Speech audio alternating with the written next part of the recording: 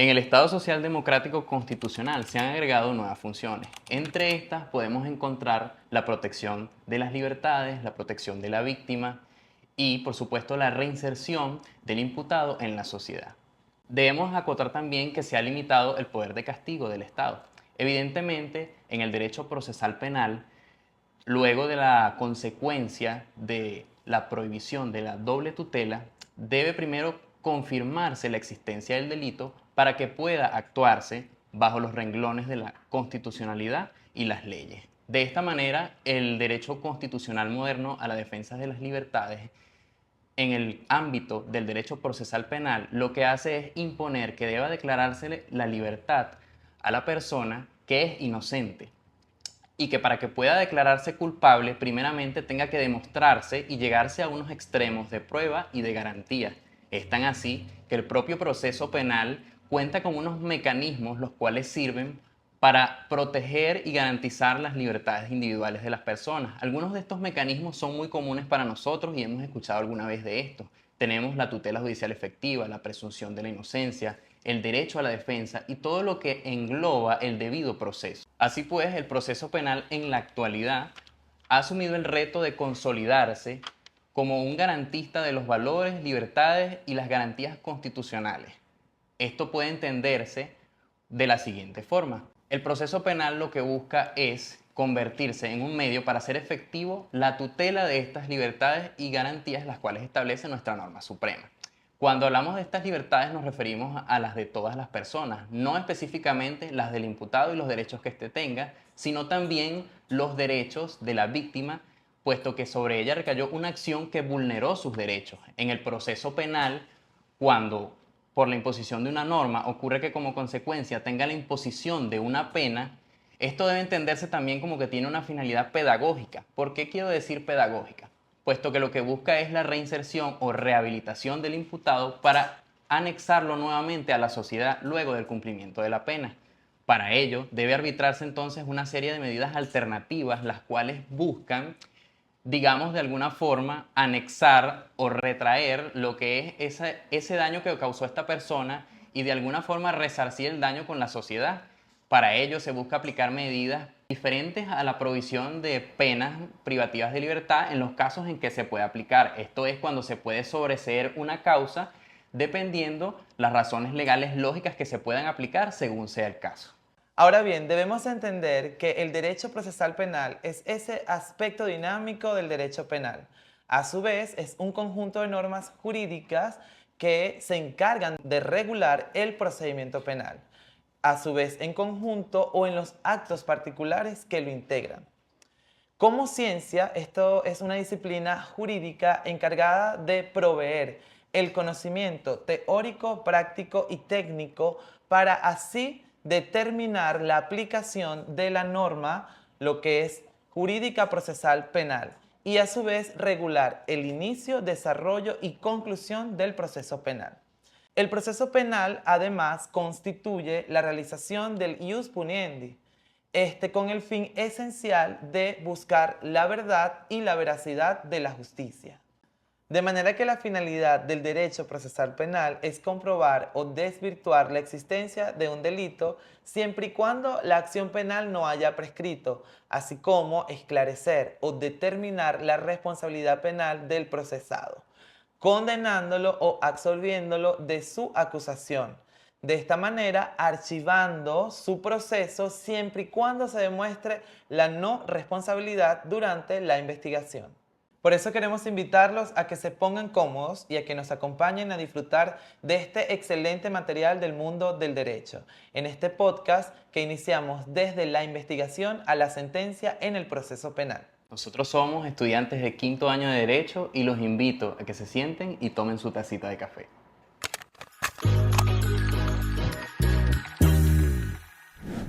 Creemos oportuno hacer un poco de historia y reseñar cómo ha evolucionado en principio la sanción penal y luego la manera de juzgar a través del tiempo.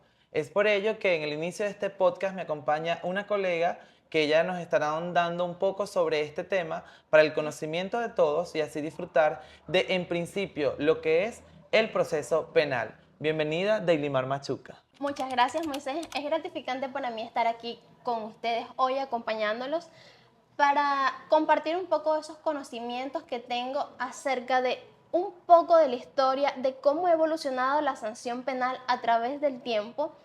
Y es importante mencionar que cada una de estas fases son 4 y cada una de estas fases tiene un objetivo específico. Por ejemplo, la primera fase, que es la fase vindicativa, que esta se remonta a los llamados pueblos históricos, esos pueblos primitivos, donde acá lo que se buscaba era la venganza. Fíjate que eso viene desde un principio, como lo acabas de mencionar, y desde los pueblos primitivos que empiezan con todo esto, lo que es disyuntivas, problemas y situaciones que ellos totalmente desconocían porque, bueno, no sabían que estaban frente a un proceso penal, pero gracias a los historiadores se ha determinado de esa manera, que inicia en esa época. Es correcto. Acá, en esta fase, el titular de la acción penal era el mismo ofendido o el grupo al cual éste pertenecía. Ok, y ya conversando un poco sobre esto, coméntanos sobre la ley del talión en relación a lo que, pues, el tema que estás hablando. Ok, después de esta fase vindicativa se tiene conocimiento de lo que es lo que me estás comentando, la ley de talión. Talión etimológicamente proviene de la palabra latina talis o tales, que significa idéntico o semejante, de modo que se buscaba que el victimario obtuviese una pena idéntica o semejante al delito que había cometido. A diferencia de la fase vindicativa, acá no se buscaba una venganza, sino una justicia retributiva. Además que el único que podía como que cobrar era el mismo ofendido y no al grupo al que éste pertenecía. Muy bien, en relación a todo eso que nos comentas, si bien es cierto, hay una cita bíblica en el libro del Éxodo que nos dice ojo por ojo y diente por diente. ¿Cómo lo relacionas además? Exactamente, Moy. Como bien lo mencioné al principio, esta ley procuraba aplicar al acusado una sanción penal idéntica, semejante al daño que había causado. Posterior a esto surge lo que es la compositio.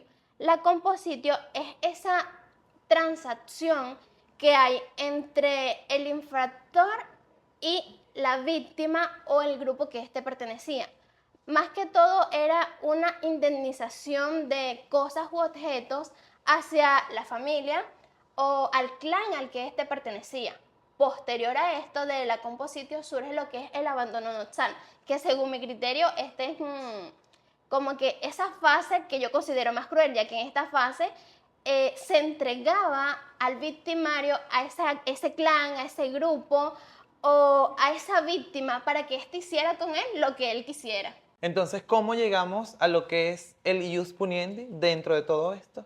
Luego de que pasan esta fase, surge lo que tú me estás comentando, que es el ius puniendi. El ius puniendi es ese derecho punitivo, ese poder que tiene el Estado de poder sancionar, de poder penar, de castigar Exacto. esos delitos. Uno de los hechos más significativos en el ius puniendi es la publicación de César Vicaria en 1764, cuando publicó la obra de los delitos y las penas. Muy bien, una vez conocido toda esta parte histórica de cómo inicia y cómo se da, ahora, ¿qué nos puedes comentar en relación a lo que es el sistema acusatorio? El sistema acusatorio tiene sus raíces muy en lo que es la antigua Grecia. En esta antigua Grecia se creía que habían ciertos delitos que no solamente ofendían a la víctima, sino que ofendían a la sociedad. Por lo tanto, volvieron a los ciudadanos titulares de la acción penal.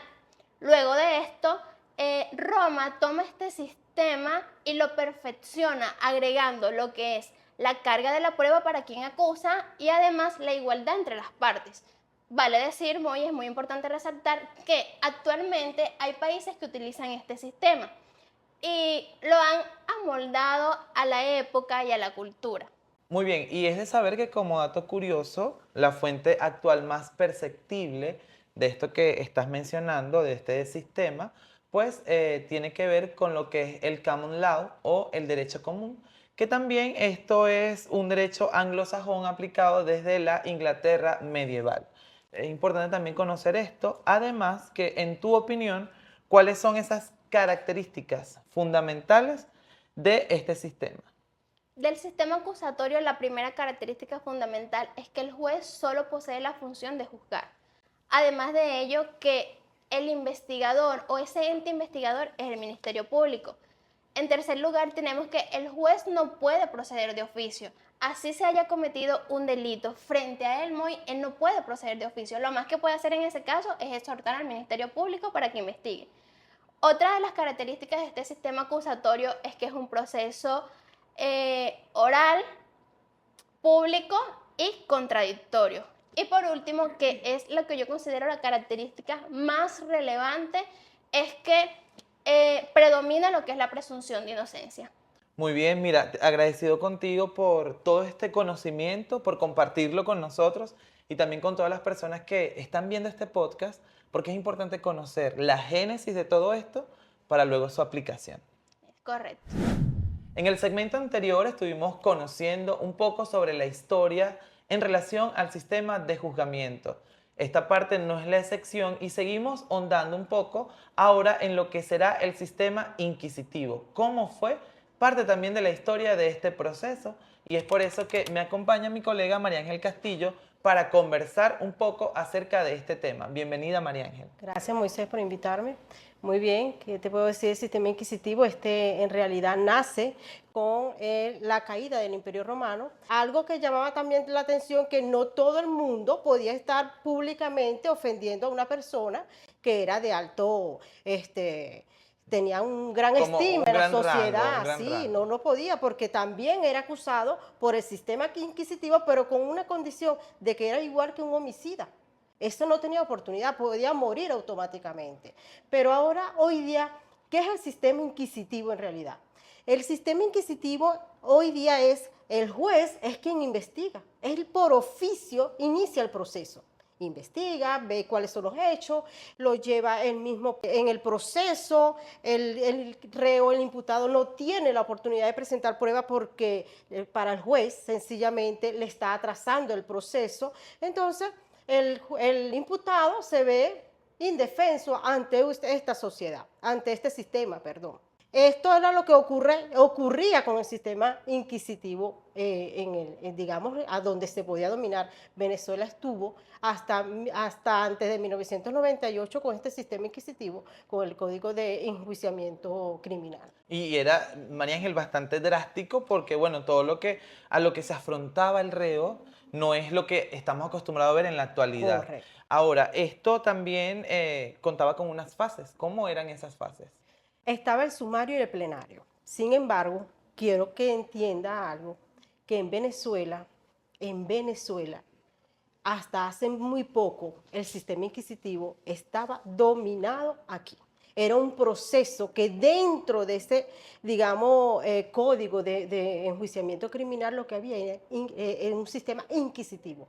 Hoy día nosotros tenemos la oportunidad, tenemos en la mano el Código Orgánico Procesal Penal, que cuando inició, para muchos era que no iba a ser favorable en el sistema, pero vemos que hoy día el sistema del Código Orgánico Procesal Penal, este código le ha permitido al sistema acusatorio tener el imputado, el investigado, la oportunidad de presentar pruebas, de tener una defensa. Es como que el imputado también tenga un poco más de defensa, pero contacto, ¿no? Entre el juez y las partes. Entre las partes. Yo te voy a dar un escritor español que era Juan Montero. Es jurista, es profesor, es escritor de leyes, y él dice algo muy cierto, que en el sistema debe de existir dos partes en conflictos y que hay una tercera que es imparcial, y esta tercera debe de escuchar a ambas y encontrar una solución para eso. Por eso él dice que el sistema inquisitivo no debería ni siquiera ser un proceso penal, porque no existe la oportunidad. No, la oportunidad de escucha. De escuchar. Ahora, cuando tú me dices cuáles eran esas fases, eran dos. Y que, por cierto, también la llevaba el juez. El juez que iniciaba el proceso también las terminaba. terminaba. Entonces era el sumario y el plenario. Entonces este sistema sumario y plenario era sencillamente el juez venía y en el proceso sumario tenían 16 días el reo, la persona que estaba siendo investigado, detenido preventivamente. Pero eran 8 días que eran por la PTJ y otros, que hoy día lo conocemos como el 6CPC, y los otros 8 eran por el tribunal. Mientras estaba el proceso de investigación que el reo no conocía de qué se le estaba acusando. Pero estaba el otro plenario que era cuando por fin era la segunda fase, el reo conocía de qué era lo que se le estaba investigando, por fin, y entonces cuando el reo decía que yo tenía alguna prueba, como ya te dije, el tribunal, el juez decía no. ¿Por qué? Porque tú lo que quieres es atrasar el proceso. Y no era así. Entonces, ¿qué hacía el penado? Aceptar. O sea, no había opción. No, realmente. hasta aceptar la culpa, porque vamos a un ejemplo. Yo soy el juez y hice toda la investigación. La investigación que está es mía. Y va el reo a decirle a mí que yo llevo la investigación, por cierto, que mi investigación es falsa. Entonces, yo como juez no lo voy a permitir, no se lo voy a aceptar, porque incluso si el reo dice y las pruebas que me trae lo va a favorecer a él, entonces yo como juez estuve equivocada. Correcto. ¿Y existía alguna prueba, María Ángel, que favoreciera al reo durante todo ese proceso? No, yo diría no, como ya te dije. ¿Por qué? Porque la que reinaba en todo esto era la confesión. El reo debía prácticamente de confesar el supuesto delito, el supuesto hecho del que se le estaba acusando, porque no podía de ninguna manera presentar la prueba. Y muy pocos casos pudo ocurrir que a alguien se le aceptara las pruebas. Pero por lo general el reo siempre era el culpable, el reo debía de ir detenido porque era de esa manera que funcionaba digamos, el sistema inquisitivo. Bueno, sabemos que el sistema acusatorio cuenta con una serie de características propias. Ahora bien, este sistema inquisitivo también tuvo algunas características particulares. Sí. Y yo espero que toda esa audiencia que está detrás de esa cámara lo haya entendido. ¿Por qué? Porque una de las primeras es justamente que el juez, como yo diría, se pagaba y se daba el vuelto. Él investigaba, llevaba el proceso y el reo desconocía de los hechos que se le estaba culpando. La segunda era que el reo venía a conocer de su delito, supuesto delito, era cuando ya llegaba a la segunda fase, que era la plenaria. Lo otro era que la que reina en todo esto, que el principio no era el de inocencia como hoy día lo tenemos, sino el de culpabilidad, sea como sea. Sí, en ese tiempo no existe el artículo 49 No. del debido proceso y bueno, era bastante injusto, radical y bueno, muy fuerte también. ¿no? Claro, era fuerte porque el reo, muchas personas fueron detenidas, encarceladas, sentenciadas injustamente. Hoy día el Código Orgánico Procesal Penal funciona para ambas partes. El acusado tiene la oportunidad de presentar pruebas de que exista ese debate en juicio y que ese tercero sea justo, que escuche y dé una sentencia justa. Justa, así es. De este tema podemos hablar muchísimo y también traerlo a la realidad porque, Claro. bueno, existen muchos ejemplos, hay muchas comparaciones. Yo siento que nos podríamos pasear muchísimo por este tema y bueno, ya tendríamos una segunda parte de este podcast. Ay. Pero por lo pronto me ha encantado tenerte acá, compartir contigo y que tú hayas compartido todo esto con nosotros y con nuestra audiencia. Gracias. Hola Moy, gracias por la invitación. Un placer estar aquí contigo. Bueno, para mí también es un placer que estés acá con nosotros compartiendo en este podcast de la acusación a la sentencia y bueno, ¿qué nos traes? ¿Qué nos quieres compartir hoy? Ya va, antes de continuar me gustaría saber si tienes por casualidad un café, porque este tema es bastante extenso y muy interesante. Bueno, para entrar en calor, mira, unos cafés deliciosos para ti, para ponernos cómodos, sentirnos chévere y bueno, hablar de este tema que es bastante interesante. Gracias. Bueno, para adentrarnos un poco al tema, les voy a hablar sobre lo que es las fases del proceso penal. Y es que extrayendo un poco las palabras del ilustre procesalista venezolano Rodrigo Rivera, en los albores y a las sombras del sistema acusatorio mixto. Bueno, y precisamente que traes a colación esta frase del maestro Rodrigo Rivera, ¿qué quieres decirnos tú con esto en relación al tema? Bueno, para adentrarnos un poco, como ya tú decías, a lo que son las fases, las cuales son 4. La fase de preparación, o también conocida como la fase de investigación, la fase intermedia, la fase de juicio oral y la fase de ejecución.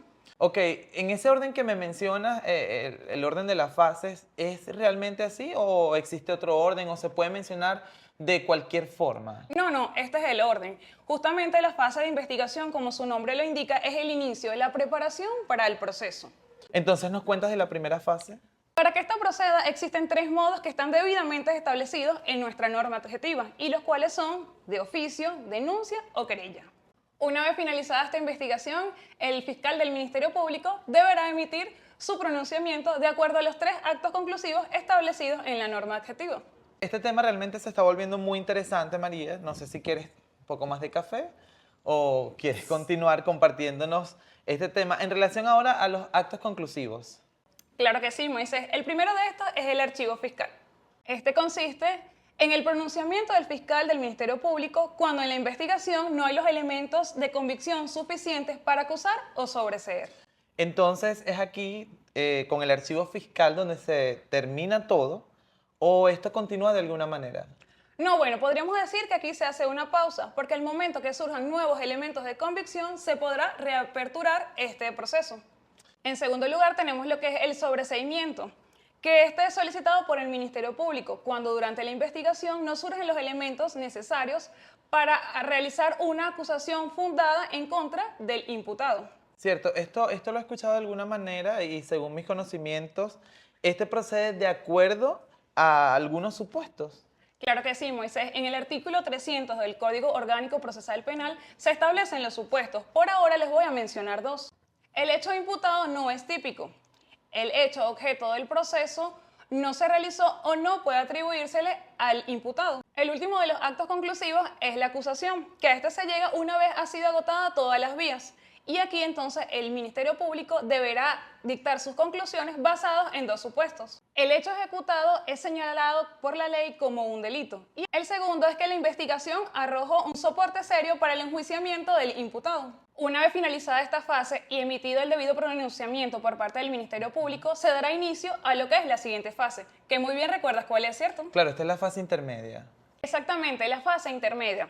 Y esta procede de la siguiente manera. Una vez interpuestos los actos conclusivos por parte del Ministerio Público, se va a celebrar de manera inmediata la audiencia preliminar.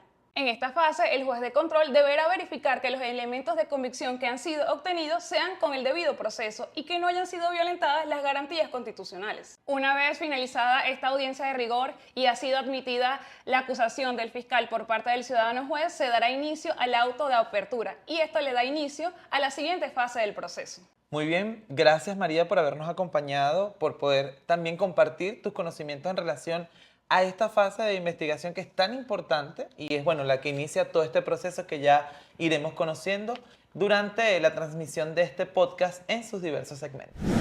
Ok, en esta parte del primer bloque de este podcast, de la acusación a la sentencia, contamos con una nueva invitada que ya nos estará conversando o siguiendo conversando en relación al tema que estamos desglosando para todos ustedes y que ha sido muy interesante hasta ahora. Ella es mi colega Milagros Durán y hoy, ¿qué estará compartiendo con nosotros? Hola Moisés, gracias por tu invitación. Hoy les voy a hablar acerca de lo que es la fase de juicio oral y público, la fase de ejecución y la fase recursiva. Bienvenida Milagros, gracias una vez más por estar acá y para mí es un placer tenerte aquí y aprender de ti. Gracias. Muy bien, entonces continuando con la fase del proceso penal venezolano, la fase de juicio oral y público, ¿qué etapa constituye esto? Constituye la etapa de las cuestiones esenciales dentro del proceso penal venezolano y se basará en el acusado y versará sobre la exposición definitiva de manera verbal de la teoría, de las partes y del caso. Ok, ¿cuál es el papel del juez de juicio en la sala de debates? Bueno, fíjate, Moisés, allí el juez procederá a la recepción de las pruebas y valorará y evaluará. Asimismo, él escuchará la opinión de los expertos, los testigos, así sucesivamente hasta llegar a la fase de deliberación y cierre del debate. Ok, Milagros, una vez explicado esto, ¿qué deviene cerrado el debate?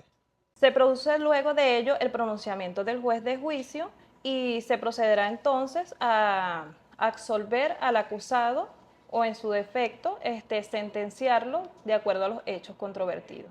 Ok, entonces, de ser encontrado responsable el acusado y emitir el tribunal una sentencia condenatoria, ¿qué fase del proceso prosigue? Se pasará entonces a la siguiente y última fase del proceso, que es la fase de ejecución. Esta fase de ejecución es aquella en la que el juez de ejecución velará por la ejecutoriedad de la sentencia, el cumplimiento de la pena, así como también estará pendiente de lo que son los beneficios de los que puede optar el acusado.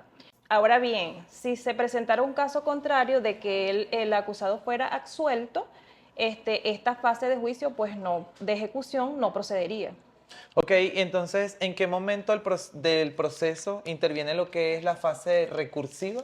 La fase recursiva está presente en todas las fases previamente descritas. ¿Existe un lapso de vigencia para intentar o interponer un recurso? La posibilidad de intentar o interponer un recurso siempre estará vigente dentro del desarrollo del proceso penal venezolano. Claro está, que depende del momento procesal en que se encuentre el proceso. Ok.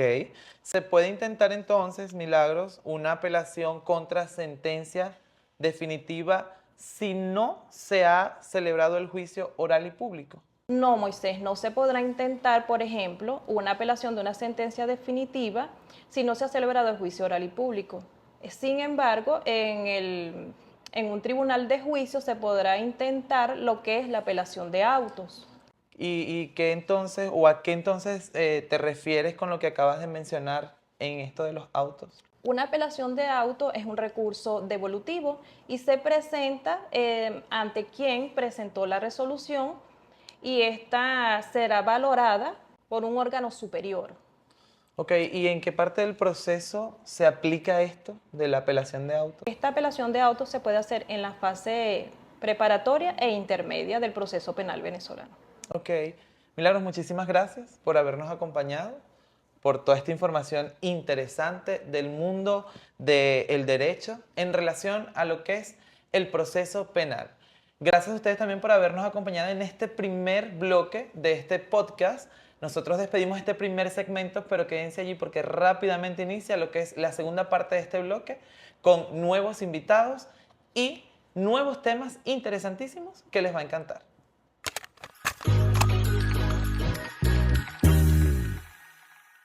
Volvemos con ustedes para darle continuidad a este segundo bloque del podcast de la investigación a la sentencia. Me acompaña mi colega Isabela Morales, bienvenida, ¿cómo está? Muchas gracias. Para hablarnos un poco sobre lo que es la fase de la investigación desde la perspectiva de la víctima y del imputado. Adelante, Isabela. Muchas gracias por la invitación, Juan. De hecho, es un gran placer para mí, sobre todo por este tema tan nutrido que vamos a hablar hoy. En ocasiones anteriores, mis colegas, específicamente mi colega María Sofía, además del rico café que le ofrecieron, estuvo conversando un poco sobre lo que fue esa primera fase dentro del proceso, lo que es la fase de investigación o la preparatoria. Ella nos estuvo comentando un poco sobre cómo se inicia esta fase, sobre quiénes intervienen dentro de ella y también sobre cómo concluye, ¿cierto? Sin embargo, yo les quiero hablar un poco desde una perspectiva un poco más específica, es decir, sobre el imputado y la víctima. ¿Sabías tú, Juan? Te traigo un dato curioso. ¿Sabías tú que no todo imputado llega a ser acusado formalmente? ¿En serio? ¿Nos puedes explicar un poco de cómo sería eso entonces?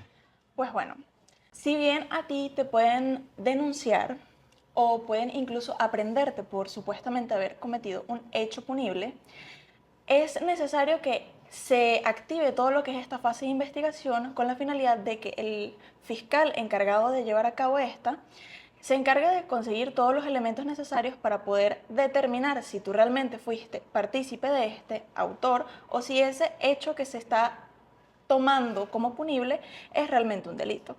Te ejemplifico un poco. Supongamos que yo voy y te denuncio por estafa. El fiscal activa toda su investigación y mediante esta determina que esa estafa, esa supuesta estafa de la que yo te estoy acusando, no entra o no cabe dentro de la tipicidad del delito de estafa, sino que más bien fue un incumplimiento de obligación que, como sabemos bien, esto es de materia civil. Es allí donde en sus actos conclusivos el fiscal no va a poder acusar formalmente a este imputado. Wow, de verdad que me parece súper interesante lo que acabas de comentar, porque hay un autor que me fascina mucho, que es Binder, del cual yo soy fan, ¿verdad?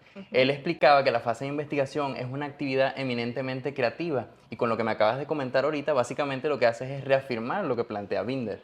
Mira, también me parece bastante curioso porque a lo largo de, bueno, estos años de estudio y de la investigación sobre este tema, también me conseguí con bastantes frases y bastantes aportes de Binder debido a que él es una persona muy elocuente y lo que me estás diciendo sobre la investigación de hecho sí es así porque los fiscales al activar todo este proceso, los hechos son tan variados y son tan distintos que evidentemente ellos tienen que ser creativos a la hora de poder tipificar estos hechos dentro de lo que está establecido en la norma. Bien. Sí, lo que has dicho es bastante interesante, sin embargo, como te mencioné en un inicio, quiero enfocarme específicamente en las partes que hacen vida dentro de este proceso. Primeramente, te quiero hablar sobre el imputado. El imputado es aquella persona sobre quien recae la investigación y de una u otra forma activa lo que es la defensa penal técnica. ¿Por qué la activa? Pues bueno, la activa básicamente porque esta persona está siendo señalada como el autor, como el cómplice o como que ha cometido algún hecho delictivo. Te tengo una pregunta. Si yo soy el imputado de algo, no vamos a especificar qué, ¿yo puedo ejercer alguna acción o tengo que esperar que el fiscal concluya su investigación? Mira, me dejas sin palabras, ¿oíste? De verdad que esa pregunta es bastante interesante porque desde mi perspectiva no es solamente resaltante conocerlo como abogados o como futuros abogados, sino que cualquier persona o cualquier civil debe conocer sus derechos porque desde mi punto de vista cualquiera puede ser o llegar a convertirse en el imputado de algún hecho. Espero que no sea tu caso, ¿cierto? Pero entrando en tema, sí, a pesar de que tú como imputado de algún hecho eres la parte pasiva, porque como te mencioné anteriormente, toda la investigación recae sobre ti, tienes una extensa lista de derechos. Empecemos primero por la norma madre de todo, la cual es la Constitución. Allí en el artículo 49, donde nos habla del debido proceso, que eso como abogados debemos tenerlo en cuenta en nuestro día a día. En ese artículo establece que tú tienes derecho a la defensa en cualquier grado y estado de la causa. También tienes derecho a que se te notifique qué cargos o sobre qué se te está imputando, ¿cierto? Y además de eso, tú también tienes derecho a acceder a cada una de las pruebas o de los elementos que existan allí en tu causa. Es más, este artículo es tan importante que en él mismo expresa que toda persona es inocente hasta que se demuestre lo contrario. Vamos a plantear otra interrogante. Entonces, ¿sobre quién recae la carga de probar? Como lo mencioné anteriormente, toda persona es inocente hasta que se muestre lo contrario, ¿cierto? Yo soy inocente. Entonces, ¿quién se va a encargar de demostrar lo contrario? Como te mencioné anteriormente, el fiscal, que es quien lleva toda esta investigación, quien lleva todo este proceso para poder conseguir cada uno de los elementos de convicción que a la hora de presentarlos en un juicio, en un debate oral, serán convertidos en un medio de prueba. Mira, Juan, de hecho, incluso esta carga de la prueba se respalda dentro del Código Orgánico Procesal Penal en sus artículos 8 y 111, donde hacen bastante referencia con respecto a sobre qué función tiene el fiscal, sobre qué deben hacer, sobre quién recae la carga de la prueba y esto es un proceso bastante importante. Estoy muy anonadado, de verdad, con lo que me comentas, porque me surgen muchas inquietudes. Vamos a planteártelo de otra forma. Si en vez de yo ser el imputado, entonces en este caso yo soy la víctima. Mira, le acabas de dar vuelta a esa moneda para ver la otra cara, ¿cierto? Fíjate, en el Código Orgánico Procesal Penal, en el artículo 121, establece quiénes pueden ser víctimas, ¿cierto? Porque antes de hablar sobre sus derechos, es necesario conocer quiénes pueden ejercerlo. Allí nos establece que las víctimas pueden ser el cónyuge, los hijos, ya sean naturales o adoptivos, o incluso familiares hasta un cuarto grado de consanguinidad o un segundo grado de afinidad. Si, por ejemplo, los delitos son contra una persona jurídica, los socios pueden ser también víctimas. O si, por ejemplo, esto afecta algún tipo de derecho difuso, las asociaciones o fundaciones también pueden convertirse en víctimas. Podríamos decir entonces que la víctima no es la única persona sobre la cual recaerían las consecuencias de un hecho punible de forma directa. Es correcto, Juan. De hecho, fíjate, si por ejemplo existe un homicidio, ese occiso podría tener madre, podría tener hijos o incluso hermanos. Estas personas de una u otra forma se ven afectadas. Es por eso que la ley establece que estas personas también pueden ser consideradas como víctimas. Es más, no solamente desde el Código Orgánico Procesal Penal, sino desde la Constitución establece que la víctima tiene un papel protagónico dentro del proceso. ¿Por qué? Porque el Estado es garante de que todos esos daños que la víctima ha percibido se le sean resarcidos por parte del imputado o de la persona que vaya a ser posteriormente acusada.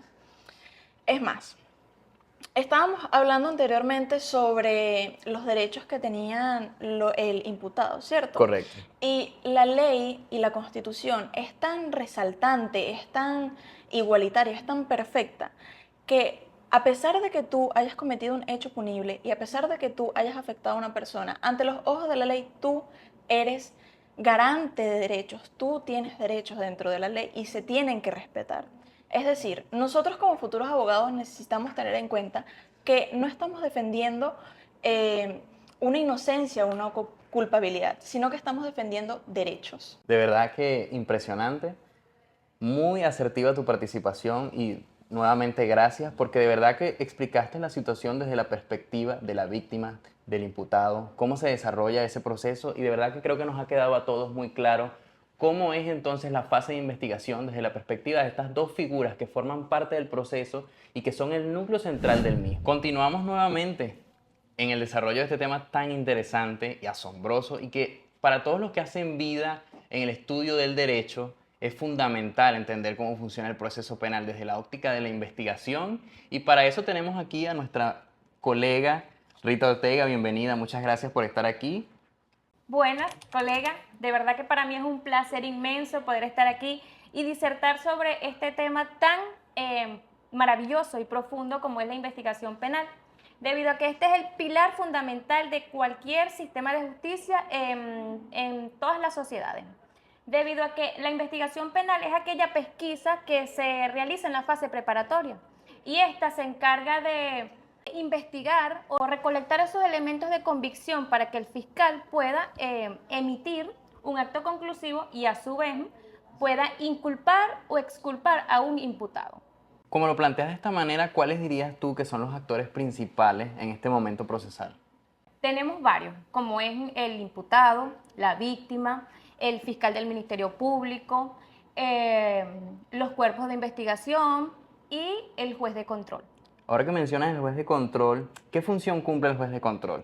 El juez de control tiene un papel fundamental, debido a que este se encarga estrictamente de velar que se lleve o que se respete el debido proceso y que a su vez las partes tengan el derecho a la defensa. Cabe destacar que este juez debe de ser imparcial para que el proceso sea considerado justo. También es preciso mencionar que el derecho a la defensa, porque si bien es cierto que es el imputado el que se encuentra privado de libertad, el derecho a la defensa también le pertenece a la víctima, puesto que tiene intereses que deben de ser resguardados y garantizados conforme a lo que establece el artículo 26 de nuestra Constitución. En este contexto, y relacionado con lo que nos comentaba la colega anterior sobre la carga de la prueba y que le correspondía al Ministerio Público, ¿por qué decimos que entonces le corresponde la investigación penal al Ministerio Público? Bueno, porque este es el que se encarga principalmente de llevar todas estas diligencias en conformidad con los cuerpos de investigación, que pueden ser el 6CPC y todos aquellos que estén adscritos o que tengan competencia en materia penal. Seguidamente podríamos decir entonces que además del Ministerio Público hay otras entes o instituciones que tienen competencia para ejercer alguna función en la investigación. Sí, claro, evidentemente las partes, como son la víctima y el imputado, estas pueden participar de forma activa en esta investigación si ellos así lo desean, pues. ¿Cómo pueden hacer las partes para participar de forma activa durante ese proceso? Bueno, ellos deberían, pues, hacer una solicitud al Ministerio Público conforme a las diligencias que ellos consideran que son oportunas y necesarias realizar. Y si estas son oportunas y necesarias, pues el ministerio o el fiscal designará que se realicen. Me hablas de una solicitud. Esta solicitud me dices que tiene que ser pertinente y necesaria. ¿Esta solicitud puede ser rechazada entonces? Sí, claro. Esta solicitud puede ser rechazada si el fiscal del Ministerio Público considera que no es procedente la diligencia que se va a llevar a cabo en cuanto a la investigación que se está realizando, siempre y cuando su opinión en contrario debe dejar constancia en un acta, puesto que esta debe estar guiada en el derecho a la defensa que tienen las partes y en el debido proceso. Entonces te puedo decir que es importante, o a manera de conclusión, mencionar que la investigación penal es la búsqueda de la verdad y que tanto el Ministerio Público, los cuerpos policiales, el imputado y la víctima pueden participar activamente si así lo desean. Es una lástima que el espacio sea tan corto porque de verdad que tocaste un tema que es muy importante dentro del proceso, pero de verdad muchas gracias por compartir tus conocimientos con nosotros aquí y hacerlo de una forma súper explícita. Gracias, Rita. Bueno, gracias a ti. Hemos llegado ya al final de este podcast maravilloso con el mejor invitado y con el que más me sentía en ansias de poder entrevistar. Me encuentro aquí con mi colega Mario, bienvenido. Un placer, buenas noches, amigo. Es para mí un enorme honor estar aquí con ustedes, poder compartir mis conocimientos contigo y con los nuevos colegas que nos están viendo en esta transmisión. El placer es mío, no me lo quites por favor. De verdad que todo el momento que estuve aquí estuve esperando con ansias esto porque me comentaron que traías un tema muy interesante relacionado con los principios. Bueno, lo que les traigo es algo muy bueno. Esto corresponde a los principios que rigen los actos de investigación, los cuales son 3.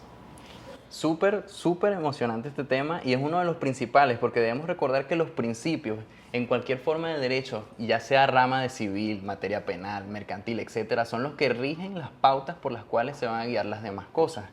¿Cuál es este primer principio con el que quiere comenzar? El primer principio del cual les voy a hablar se trata del principio de la libertad probatoria. Este se encuentra establecido en el artículo 182 del Código Orgánico Procesal Penal.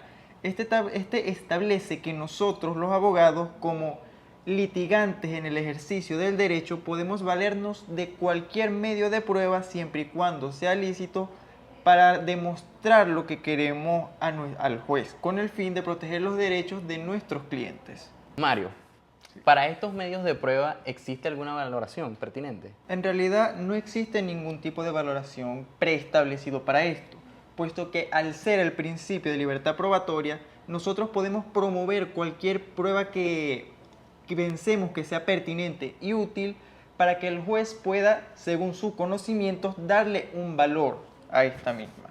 ¿Qué pruebas pueden ser promovidas y cuál es su importancia en el proceso? Esto será importante tanto para nosotros como para nuestros espectadores que nos están viendo en este preciso momento. ¿Por qué? Existen 2 tipos de pruebas que se pueden promover en el ejercicio, las cuales son las pruebas típicas y las pruebas atípicas. ¿Esto de qué trata? Las pruebas típicas son aquellas que están expresamente establecidas en el ordenamiento jurídico, mientras que las pruebas atípicas son aquellas que no están específicamente establecidas, pero que tampoco están prohibidas por la ley. Ahora bien, esto es realmente importante porque nos da a nosotros estas herramientas para poder utilizar cualquier medio de prueba que tengamos a nuestra disposición para aclarar las dudas del juez y llegar hasta la verdad. Y tomando en cuenta el punto anterior que les había hablado a ustedes, esto tiene mucha importancia porque al no haber un valor preestablecido de las pruebas, el juez puede utilizar sus conocimientos para darle un valor sin importar si está establecida o no en la ley. Excelente, Mario. Me encantó de verdad. Lo explicas de forma tan precisa que es muy fácil entenderlo y captar las nociones de este principio de la libertad probatoria. De verdad me encanta. Mi siguiente pregunta es, ¿cuál es el otro principio del que nos vas a hablar? El siguiente principio también es muy bueno. Es el principio de la licitud de la prueba. Este se encuentra establecido en el artículo 49 de la Constitución y el 181 del Código Orgánico Procesal Penal. Este establece que todas las pruebas podrán ser promovidas siempre y cuando hayan sido obtenidas de forma lícita y de acuerdo con la ley. ¿Qué puede provocar que una prueba sea ilícita? Dame un ejemplo de eso. Esto es una muy buena pregunta y será útil tanto para usted como para todas las personas que nos están viendo en este momento. ¿Por qué? Nosotros como abogados en el litigio tenemos que saber que hay algunas acciones que pueden provocar que esas pruebas que pueden ser muy importantes para nosotros terminen siendo nulas. Esto lo puede acarrear en el artículo 181 y el 49 de la Constitución, porque estas serían nulas en el caso de que hayan sido obtenidas mediante engaño, mediante ataques a la persona o mediante la interrupción de comunicaciones. ¿Puedo darte un ejemplo? Sí, claro, dame un ejemplo. Justamente iba a preguntarte. Un ejemplo sobre esto puede ser un MIM.